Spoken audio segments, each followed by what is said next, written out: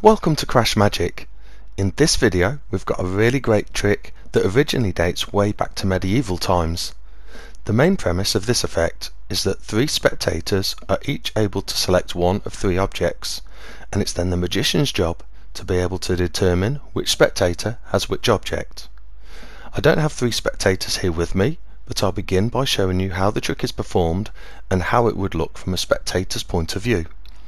Then, if you're interested in learning exactly how to do the trick, I'll show you in the tutorial immediately after. So we would have here three spectators, and after giving these cards a quick shuffle, the magician would then give one card to the first spectator, two to this spectator, and the final spectator would be given three cards. We'll just spread the rest of the cards out on the table then.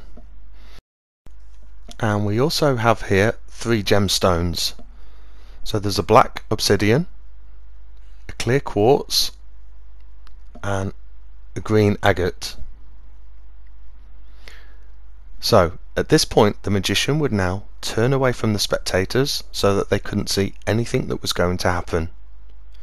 The magician would now instruct the three spectators to silently decide between themselves and each take one of the gemstones. So let's just say, for example, they chose like this. Green one here, clear gemstone here, and the black one here. Still with their back turned, the magician would then ask that whichever spectator had chosen the green gemstone, if they could quietly count the number of cards they had in front of them, and then take this many cards from the cards spread out on the table and put them with the cards they already had. So in this case this spectator has one card, so they would take one more card. Then the magician would ask that whoever had taken the black gemstone, they should count the cards they had, times that number by 2, and then take that many cards from the center. So this spectator currently has 3 cards, so 3 times 2 is 6, so they would take 6 more cards. And finally the magician would ask that whichever spectator had chosen the clear gemstone, could they now count their cards, times this number by 4, and take that many cards.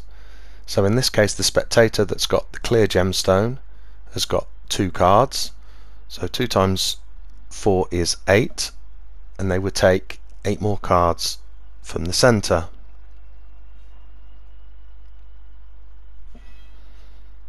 So all of this is done with the magician's back turned and done silently, so the magician can't hear cards being dealt or taken, and the magician would now ask all 3 spectators to cover or hide the gemstones and the cards that they had got. Only once all 3 spectators had confirmed that they had covered or hidden their cards and their gemstones would the magician finally turn back around, having seen none of what had just gone on. So the magician then would ask each of the spectators in turn which gemstone they had taken, after first explaining to them that they could either answer truthfully or with a lie. Incredibly, the magician would then be able to correctly reveal which spectator had chosen which gemstone.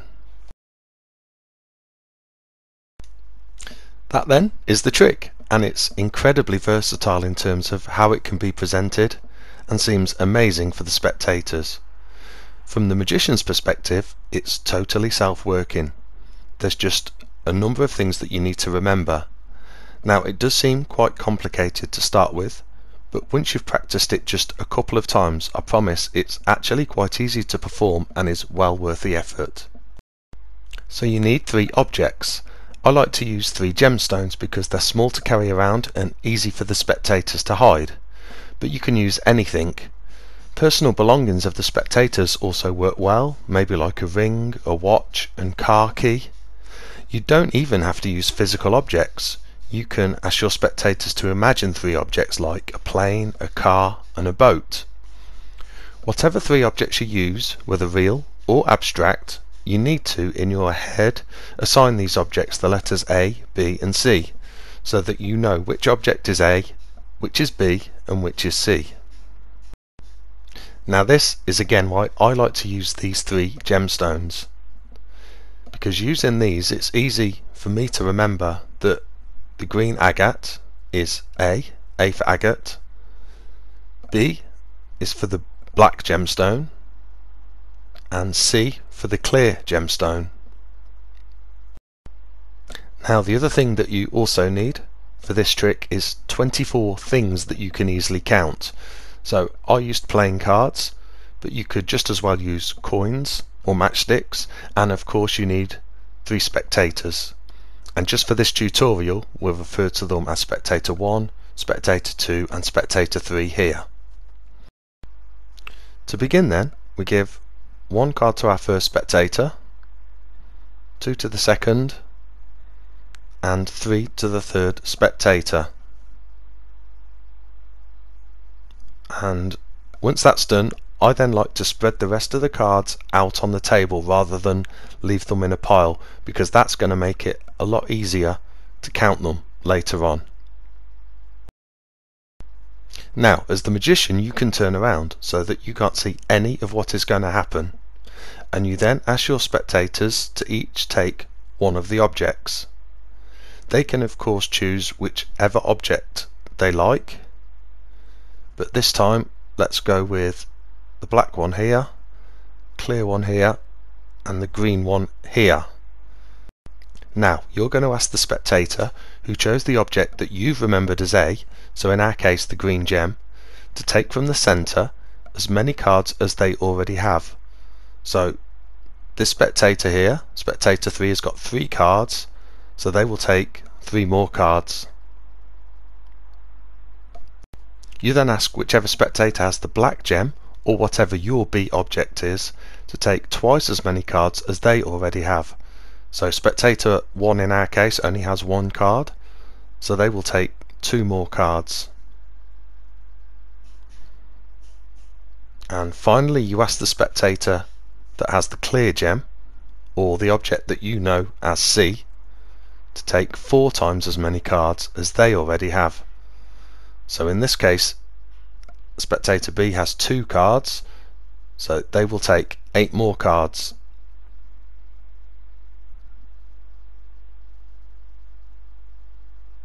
There we go. You now instruct the spectators to cover their object and their cards before you turn back around. Now all the information you need to determine who has which object is how many cards are left on the table. And this comes back to why I like to have the cards spread out on the table, because in that way you're easily going to be able to count them just by sight. If you turn around and the cards are overlapping a bit like this, you can just spread them slightly as you're recapping what has happened. And there's only ever going to be a maximum of 7 cards left on the table, so it's quite easy to count without it being obvious that you're counting. And the second that you've counted the cards, you can move them out of sight. There's then a phrase that you need to remember that will mean that you can decode that number of cards that are left into the order of the objects that were chosen. And that phrase is: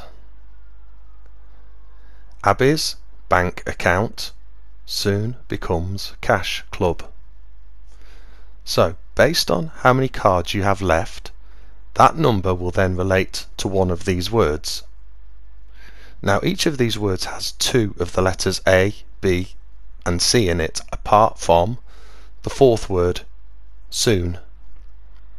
And that is because you'll never have 4 cards left on the table. There will only ever be 1, 2, 3, 5, 6 or 7 cards left. So in our example here we've got 5 cards left, and the 5th word of our phrase is becomes. If we just think about which of the letters A, B and C are in that word, then we've got B and then C. This means that we know the order of the object starting from spectator 1 is B, then C, and then the final letter A. So the black gem, the clear gem, and then the green gem. If instead we had one card left, then we would know our keyword was Abby's, and of the letters A, B and C, we've got A, then B, so we'd know that the order of our objects was A, B and then C. Or if you had two cards left, your keyword would be bank, and you'd know the order of the objects would be B, A and C. And in that way, using any of the words, however many cards you have left, you know the exact order of all the objects that the spectators have got.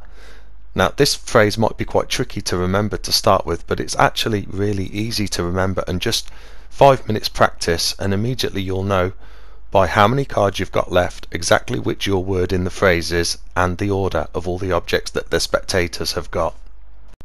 Well, that's the end of this video, and I hope you liked that one. If you did, please like and subscribe. If you've got any comments, leave them down below, and see you soon.